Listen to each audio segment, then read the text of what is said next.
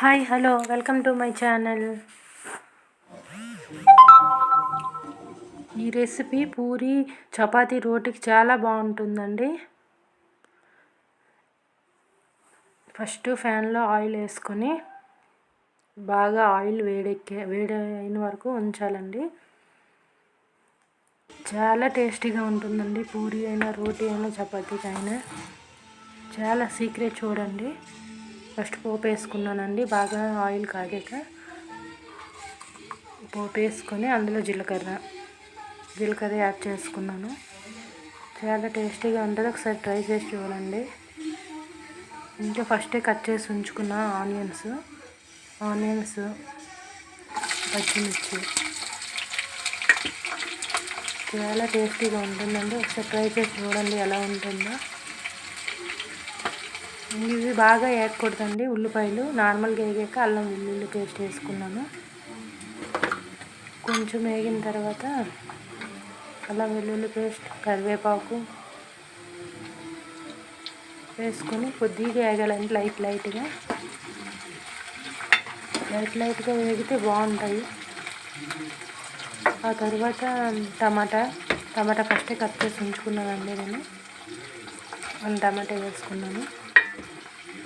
టమాటా అందులో salt add చేసుకుంటే తొందరగా మగ్గిపోతుంది. టమాటా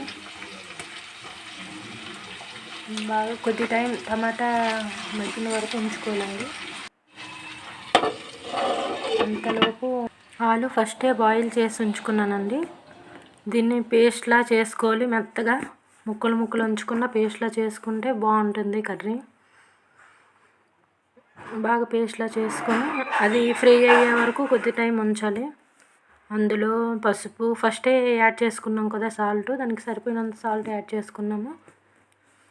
మీరు చూడండి, చూసి సరిపోయినంత యాడ్ చేసుకోండి. తర్వాత పసుపు కొద్దిగా కారం, దానికి సరిపోయినట్లు ఫస్ట్ మిర్చి వేసుకున్నాం కదా, సరిపోయినట్లు కారం వేసుకొని కొద్దిసేపు ఫ్రై అవ్వాలి ఆలు.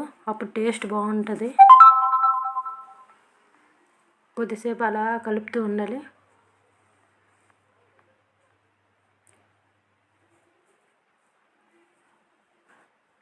అది కొంచెం బాయిల్ అయ్యాక అది మంచిగా అవుతుంది. స్మెల్ టేస్ట్ బాగుంటుంది.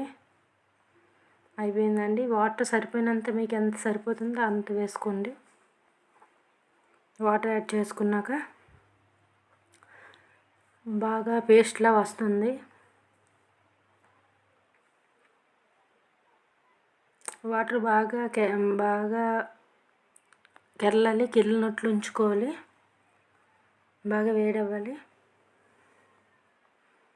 ఇందులోనే ఫస్ట్ గరం మసాలా వేసుకుంటున్నానండి. నేను 3 స్పూన్లు వేసుకున్నాను. గరం మసాలా వేసుకోవాలి.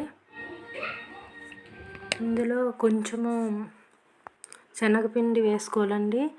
2.5 వేసుకుంటున్నాను నేను. వేసుకొని శనగపిండి బాగా కలుపుకోవాలి. ముద్దలు లేకుండా, ముద్దలుగా ఉంటే మళ్ళీ కర్రీ మొత్తం ముద్దల్లా అయిపోతుంది. బాగా నీళ్ళు వేసుకొని బాగా కలుపుకోవాలండి, అసలు ఉండలు లేకుండా.